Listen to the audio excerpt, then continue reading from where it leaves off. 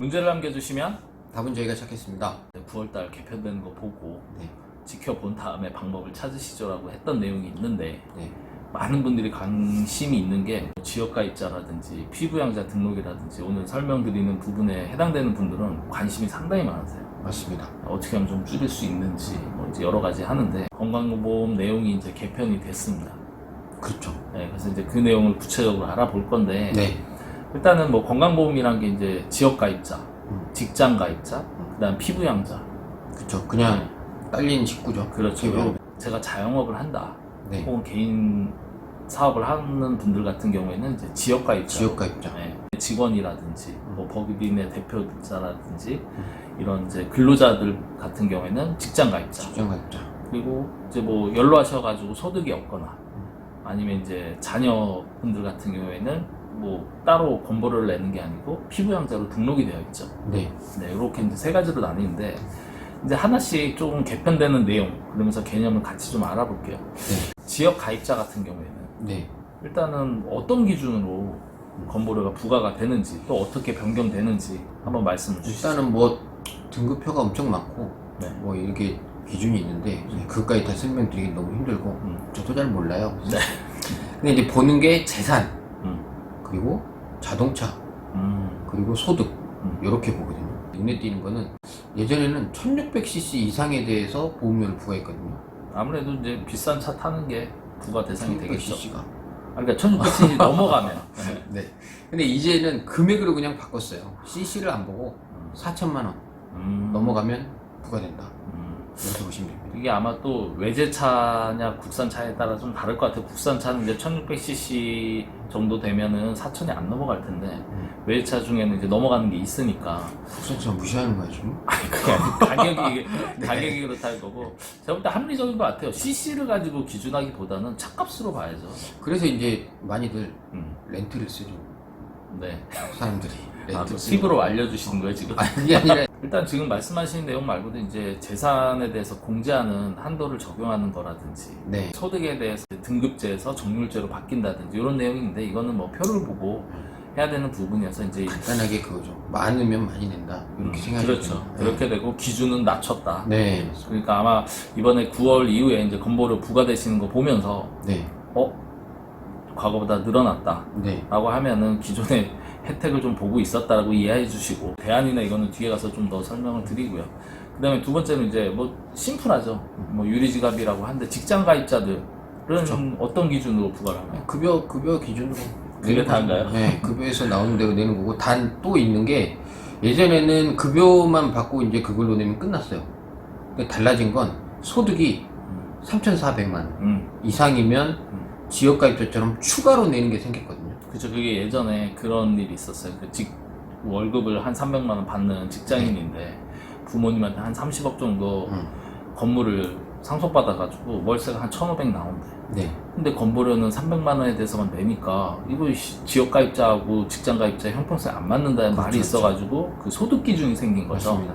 그래서 이제 3,400인데 그게 2천이 되는 거죠. 참고로 이제 저희가 말씀드린 그 2천만 원이라는 소득 기준에 대해서 추가로 부담하는 부분은 이 단순 소득이 아니고 경비를 뺀 소득 금액이라는 부분 이제 참고로 말씀을 드리고요. 네. 일단 오늘의 핵심은 사실 피부양자인데요. 그쵸. 원래 이제 피부양자 기준이 다른 나라에 비해서 우리나라 좀 낮춰져 있다 보니까 혜택을 보는 즉 보험료를 내지 않으면서 피부양자 등록을 하면서 건강보험 혜택을 받는 분들이 맞습니다. 다른 나라에 비해서 좀 많다. 그래가지고 이거를 좀 강화하겠다 해가지고 원래 당초에는 한 60만 명 가까이를 갖다 탈락시키려고 그랬는데 말도 많고 탈이 많아가지고 지금 한 27만 명 정도로 예상을 한다고 하는데 네. 이 부분에 해당되는 분들이 상당히 많은 것 같아요. 저희 고객분들도 있고 그 조건 어떻게 바뀌었는지. 그 기준이 뭐가 있냐면 첫 번째로 이제 소득이에요. 이제 근로하지 않고 사업도 않는데 다른 소득도 있잖아요. 뭐 금융소득. 예를 들어 은행에다 예금을 네. 많이 넣어가지고 이자를 받는다든지 주식을 해서 배당을 받는다든지. 그렇죠. 네. 그리고 또 연금, 뭐 기타 소득 네. 이런 소득들을 합산해서 3,400만 원이 넘으면 지금까지는 탈락이었는데 이제 2천만 원으로 떨어졌어. 직장 가입자가 추가로 내는 그 소득에 대한 부분은 여기도 적용을 하는 똑같아요. 거예요. 네, 똑같은 금액 기준이고요. 그래서 2천이 넘으면 네, 피부양자에서 탈락. 두 번째로 재산세 과세 표준이 9억을 넘어가면 또 탈락이 돼요. 일단 소득은 없지만 네. 예를 들어서 뭐 아파트 같은 경우에 뭐 과표 9억이면은 뭐 서울에 있는 한 15억짜리 이런 거는 과표 9억 넘어갈 것 넘어가죠. 같은데 그러면은 집만난 있는데 공보를 내놔서 지역가입자로.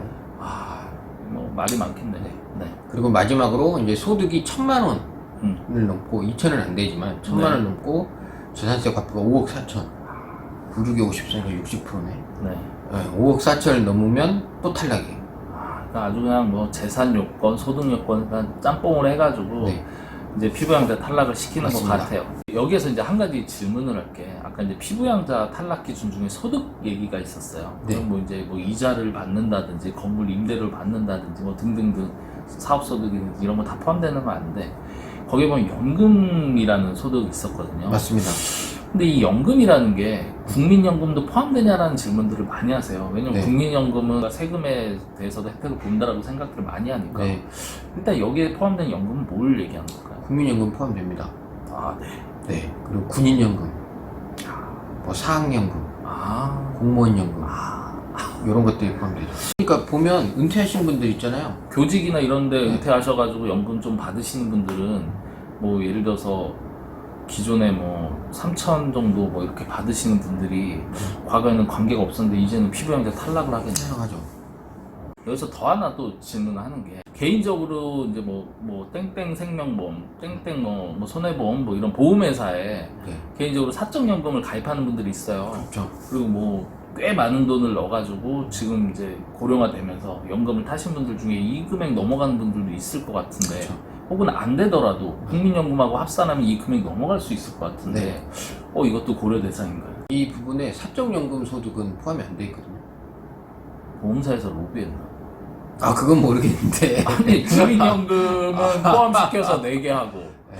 사적연금은 뺀다? 반대로 해야 되는 거 아닌가? 근데 이제 어쨌든 그렇게 돼 있고 그래서 이번에 뭐 감사원에서 네. 이건 부당하다 뭐 이야기해서 시정을 하는 것 같긴 한데 모르겠습니다. 결론이 어떻게 나올지는. 어떻게 해야 되냐가 이제 저희가 드려야 되는 대안인데 뭐 받는 연금을 다 줄여주세요 이럴 수는 없는 거고. 그렇죠. 네, 그건 받아야죠. 말이 안 되는 거고 또 행여나 뭐 이만큼은 소득세 신고를 하고 임대료를 일부는 신고 안 했을 때 이런 것도 탈세니까 안 되는 거고. 조사를 받는 거지 그렇게. 그렇죠. 그러면 이제 이런 질문 하시는 우리 고객분들이 꽤 많은데 네. 어떤 대안을 제시해 주시나요? 대안으로 말할 것 같으면 소득을 줄여야죠. 근데 소득을 연금을 줄여야죠. 없어요? 근데 이게 소득을 줄이는데 받는 건 같아야 되고 음. 나타나는 소득이 줄어야 되는데 합법적으로. 이데아예요? 아니 근데 그렇게 만드는 게 이제 핵심이죠 사실은. 네. 그럼 만들 수는 있는 거예요? 만들 수는 있죠. 문제 되지 않고 합법적이면서 할 수 있습니다. 박사님사가 뭐 대안은 있다고 네. 하니까 문제를 뭐 늘 남겨주시면 이제 상황마다 왜냐면 다 소득의 원천이 뭐냐, 뭐 맞습니다. 재산 상황이 어떻게 되냐에 따라서 대안도 다르니까 네. 그거는 참고해 주시고 무조건 되는 건 아니니까 네. 하지만 남겨주시면 최선의 방법을 찾고 댓글로 문의하시기보다는 저희 메일로 댓글은 안 됩니다. 네 그리고 메일 남기는 게 불편하시면 저희 회사로 직접 그 근무 시간에 전화를 주시면 직원이 받아서 저희가 응대 드리도록 하겠습니다. 네.